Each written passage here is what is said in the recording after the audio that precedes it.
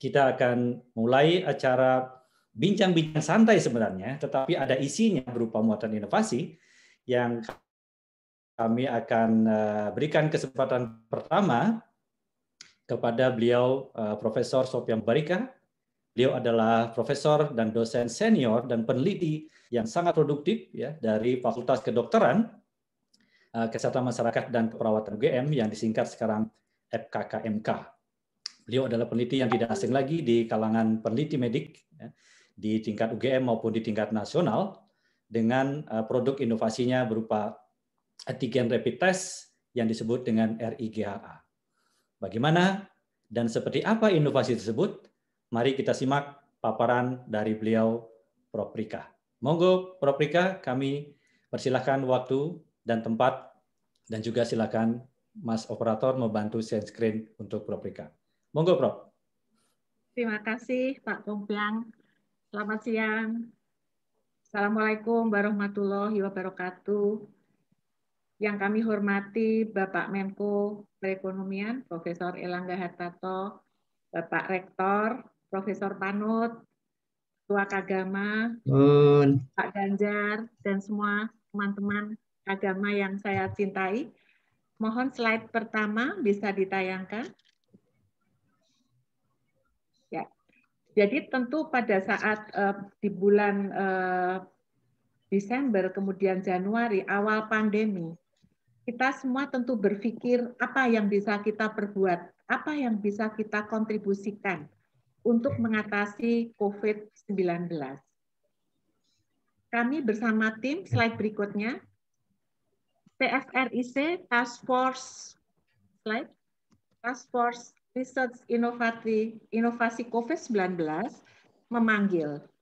Di situ di berbagai akademisi dari berbagai institusi di Indonesia, kemudian dari berbagai kementerian, dari rumah sakit, juga dari industri, bersama-sama berdiskusi melalui WA Group.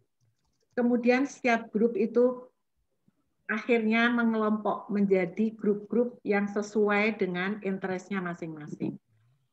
Lalu apa yang kami pikirkan adalah pada awal pandemi yang sangat diperlukan adalah diagnostik. Slide berikutnya.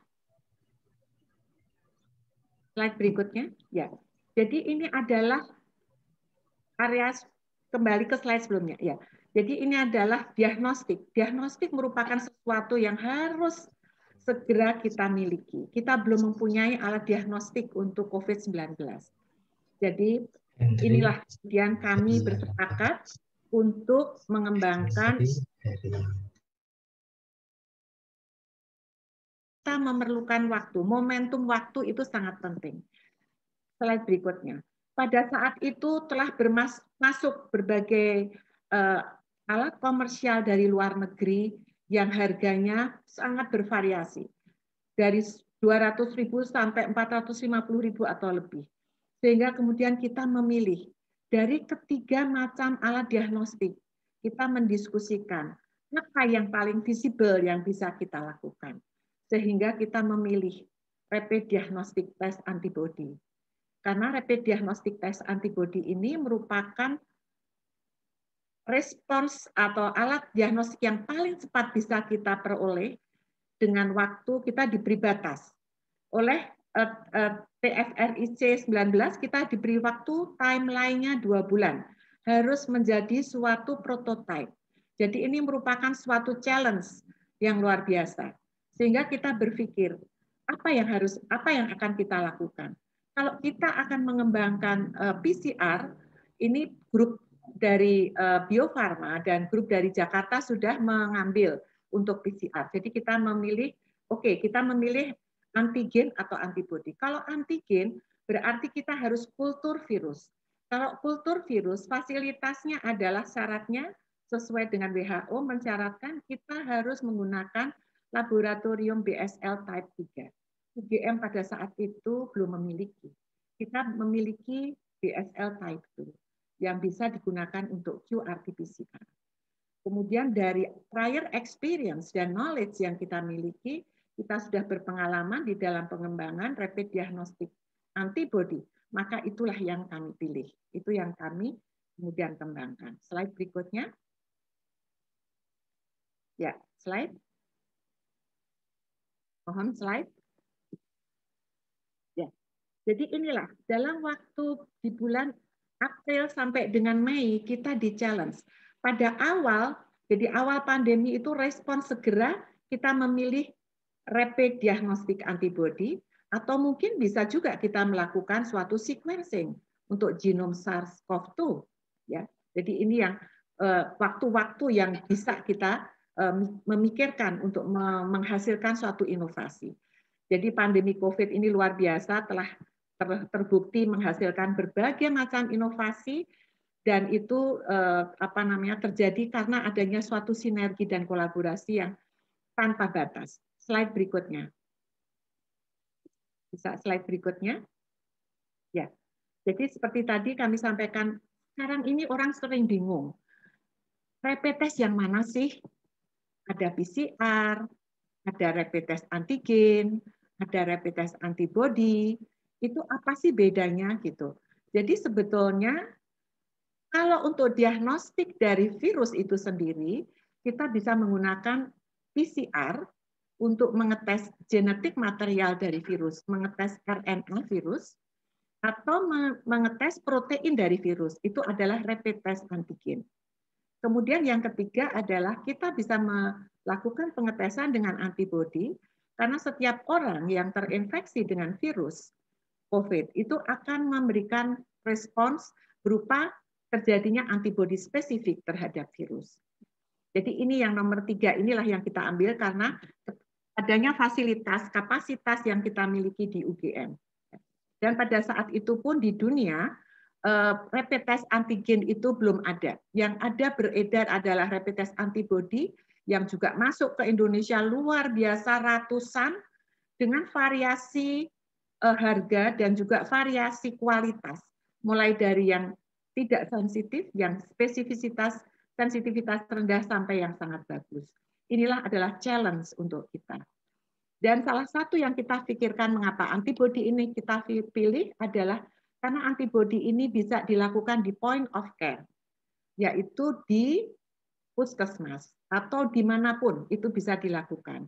Sementara PCR harus digunakan di laboratorium dengan menggunakan BSL type 2 yang itu tidak dimiliki, tidak banyak yang memiliki, dan antigen itu juga harus memerlukan suatu alat untuk pengembangannya, sehingga itu yang kami pilih. Slide berikutnya.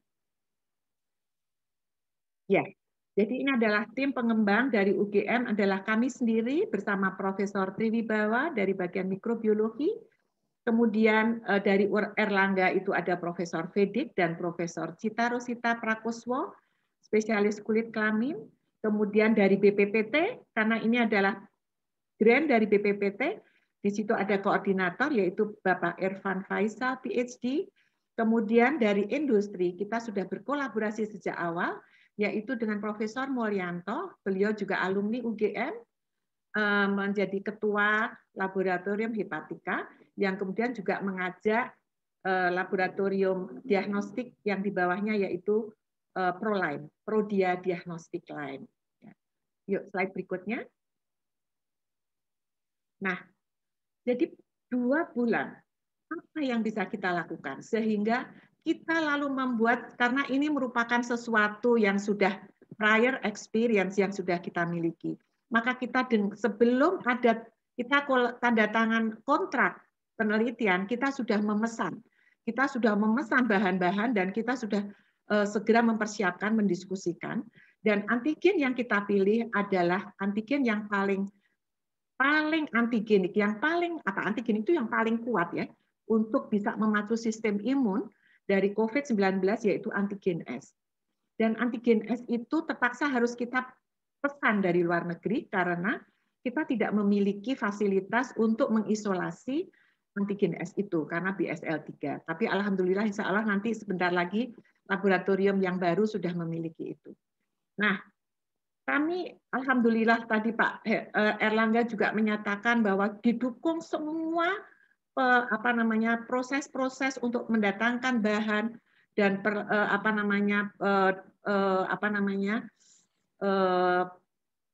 pajak-pajak itu semua dibebaskan, sehingga ini menjadi suatu yang mana di dalam waktu 2 bulan kita dapat mengembangkan prototip rapid diagnostik IgM dan IgG yang itu kemudian diuji validasikan.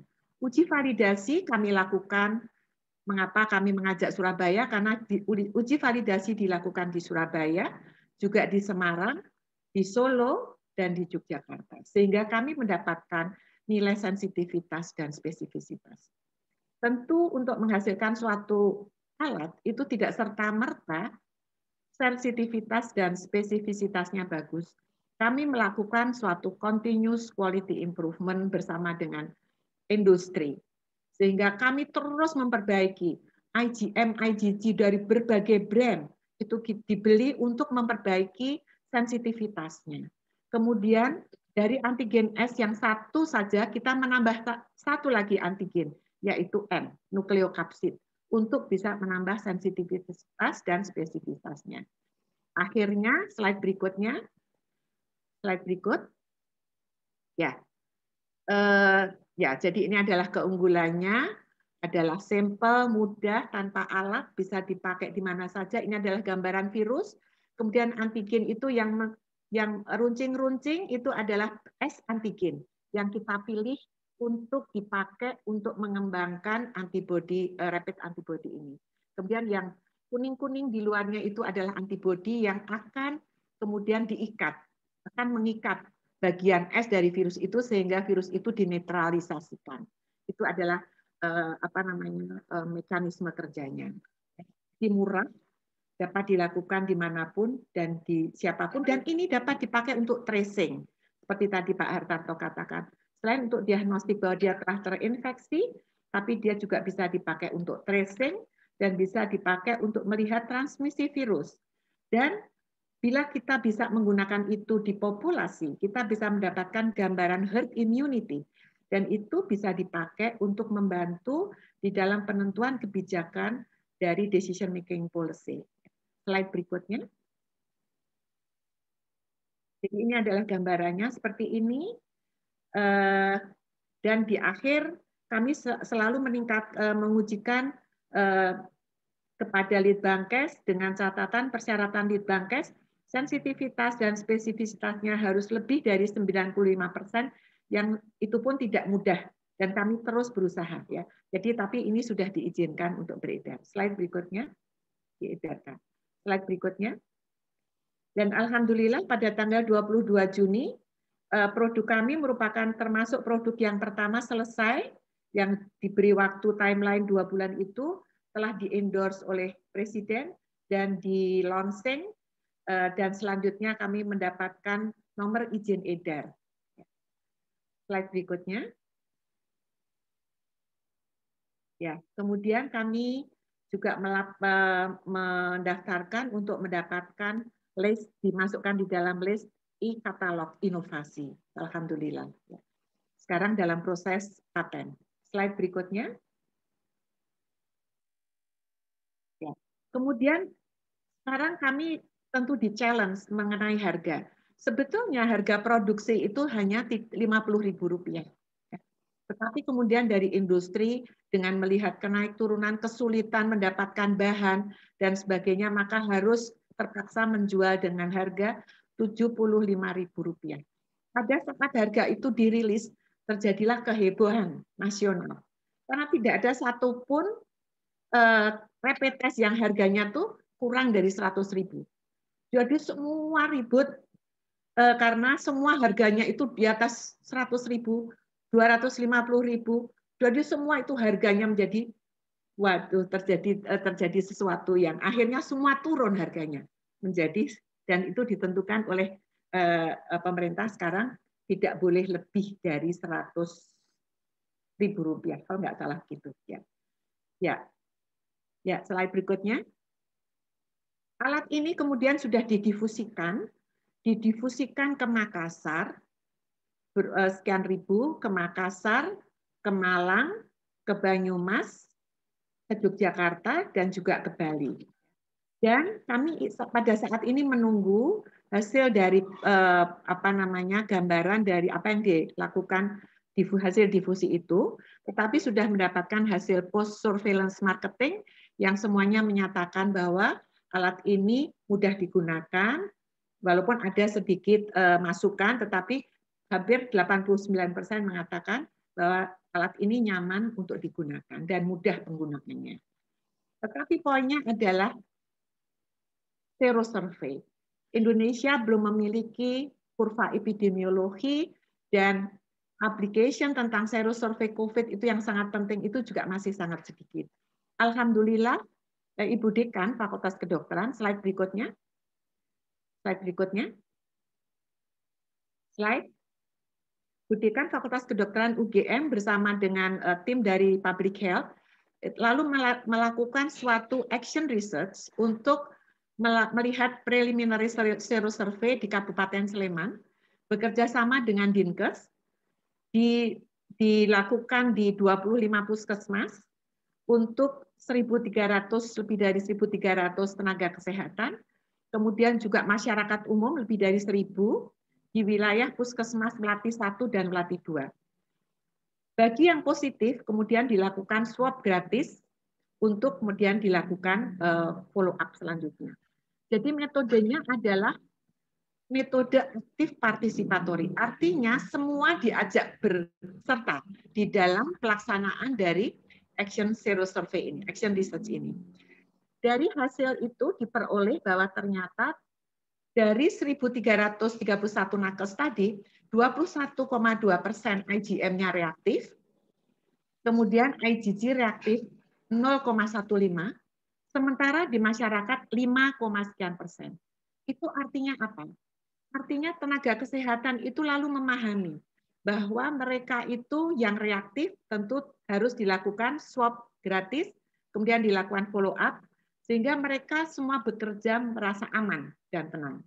Dan masyarakat pun demikian, tidak ada rasa takut untuk dilakukan pemeriksaan rapid test. Karena pada awalnya itu rapid test itu takut, semua takut, karena takut ketahuan kalau mereka itu positif. Padahal dengan positif itu, dengan vaksinasi, program vaksinasi itu, melihat bahwa positivitas hanya 21,2%, artinya herd immunity itu belum tercapai. Apalagi IgG 0,15, masih jauh. Artinya memang betul masyarakat kita itu memerlukan vaksinasi. Ya. Slide berikutnya.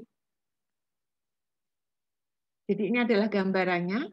Yang merah adalah yang positif, daerah-daerah mana di puskesmas tersebut. Ya. Jadi ini adalah suatu yang sangat penting. Dan kami berharap bahwa serosurvey ini dapat dijadikan sebagai model untuk juga dilakukan di tempat-tempat yang lain. Sehingga kita bisa mendapatkan gambaran tenaga kesehatan ini merupakan ujung tombak. Sehingga kalau mereka bisa mengetahui situasi dirinya, bahwa mereka itu aman di dalam melakukan pekerjaannya, tentu akan sangat membantu. Jadi ini sangat adalah satu model yang mungkin bisa dilakukan. Slide berikutnya. Ya, jadi tadi tes antibody dan serosurvey ini bisa dipakai untuk early warning system karena bisa melihat transmisi virus. Kalau transmisi virus tinggi berarti di situ daerah itu terjadi suatu transmisi yang banyak sekali. Kemudian bisa membantu untuk strategi dari public health. Dan juga bisa dipakai untuk melihat intervensi. Misalnya vaksinasi. Jadi misalnya prevaksinasi, herd immunity seperti apa, atau post vaksinasi apakah herd immunity-nya tercapai, atau jadi ini bisa melihat gambaran dari sistem imun masyarakat di Indonesia, dan sehingga bisa harapannya bisa memberikan jawaban kondisi epidemiologi di dalam menentukan prioritas kebijakan public health dan menentukan strateginya. Slide berikutnya. Nah, kemudian kita mendengar semua sangat di TV, di koran, mutasi gen COVID mutasi. Jadi itu heboh sekali. Lalu apakah dengan mutasi gen COVID ini berbagai rapid test yang beredar itu tidak berguna? Ataukah adanya mutasi gen ini lalu vaksin yang kita lakukan, program vaksin nasional akan terganggu? Ya. Kemudian kita melakukan analisis sequence dari gen S itu. Ya. Slide berikutnya. Prof. Triwibawa di sini yang memimpin untuk melihat dilakukan terhadap 37 isolat yang ada di Yogyakarta. Kemudian kita melakukan pemeriksaannya dengan sequencing. Slide berikutnya. Ya, jadi di sini tuh hebohnya adalah Dr. Kober itu melakukan memberikan publikasi di Jerman pada tanggal 28 Januari ditemukan adanya mutasi D614G yang mana itu ternyata memberikan dampak terhadap lebih cepatnya transmisi virus ya. Jadi ini juga kemudian kita lakukan analisis. Jadi ini adalah gambaran dari spike sebagai antigen yang kita pilih itu, kemudian posisi dari mutasi dari D614G itu di daerah sana yang ternyata bukan di daerah antigen binding receptor. Jadi antara virus dan sel itu ada daerah yang namanya antigen binding receptor binding domain. Ya. Ternyata bahwa mutasi itu posisinya tidak di situ.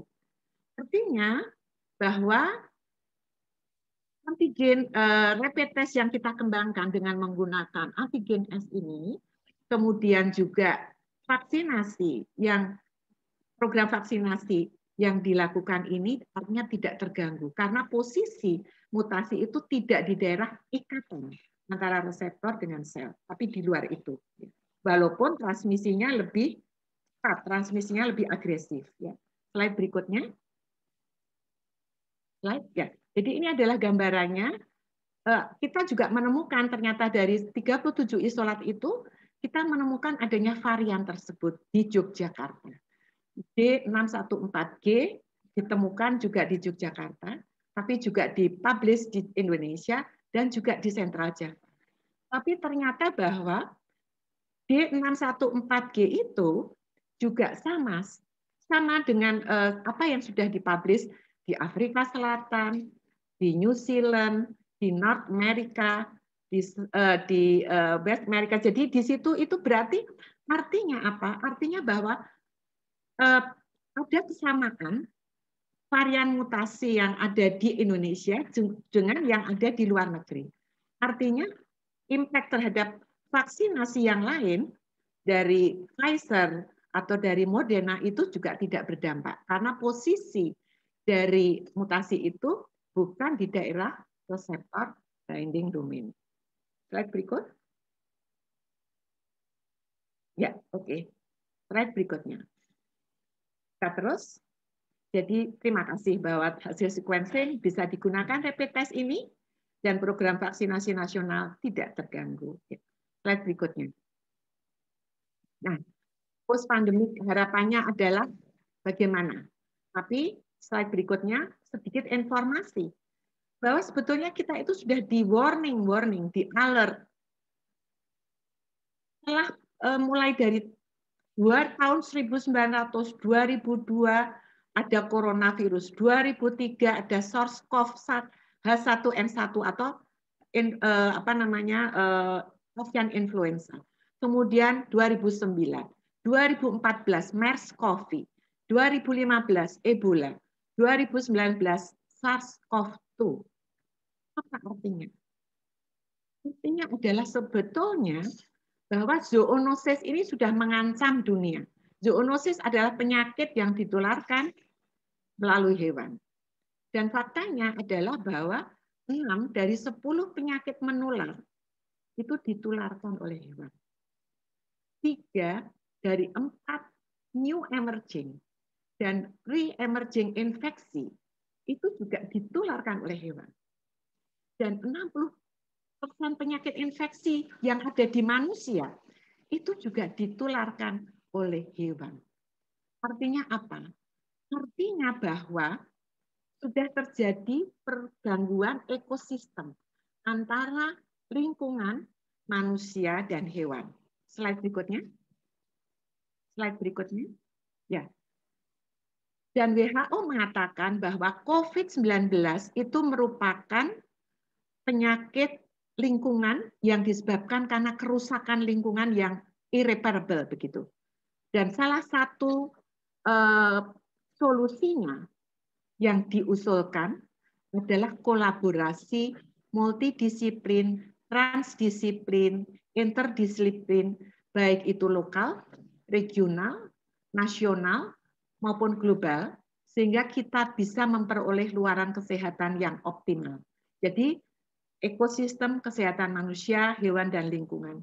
Dan itu sebetulnya sudah lama disampaikan oleh WHO, UNESCO, World Bank, CDC ya. Ini sudah lama dilakukan, tapi ini neglected. Sehingga tadi Pak Hartarto mengharapkan post-pandemic apa yang bisa kita lakukan untuk mencari solusi-solusi dan inovasi-inovasi, termasuk dalam hal ini adalah jangan sampai terjadi pandemi berikutnya. Slide berikutnya. Jadi kami akhiri presentasi ini karena dibatasi waktu. Jadi take home message yang kami sampaikan adalah bahwa di era pandemik ini ternyata luar biasa. Kolaborasi dan sinergi tanpa batas birokrasi itu terjadi, menghasilkan inovasi sampai hilirisasi dalam waktu singkat, tidak pernah ada yang namanya dead valley of translational research, sehingga bisalah kita sebut sebagai era kebangkitan inovasi dan teknologi Indonesia. Tetapi juga itu harus diteruskan. Lalu untuk model zero survey yang sudah dihasilkan oleh UGM melalui penelitian kami bersama dengan Prof. Ova dan tim Public Health untuk uji tenaga kesehatan, ini merupakan contoh permodelan yang sangat baik yang dapat digunakan untuk permodelan rujukan di Indonesia. Sehingga tenaga kesehatan dapat bekerja dengan tenang dan aman, dan kita bisa mendapatkan gambaran herd immunity di Indonesia. Dan di era post-pandemic, revitalisasi One Health Indonesia, multidisiplin, transdisiplin ini harus mulai kita lakukan. Kemudian juga selanjutnya kita perlu terus menjaga new normal life, gaya hidup sehat, menjaga keseimbangan ekosistem antara manusia, lingkungan, dan hewan. Terima kasih. Assalamualaikum warahmatullahi wabarakatuh. Matur nuwun, Prof. Rika, atas paparannya yang sangat komprehensif. Tentunya mudah-mudahan bisa memberikan informasi yang lengkap kepada sahabat UGM, pemirsa semuanya. Kalau kita perhatikan tadi apa yang disampaikan oleh Prof. Rika, ini lebih menekankan kepada diagnostik. Jadi diagnostik rapid test antigen untuk mengetahui apakah seseorang sudah terinfeksi virus atau tidak.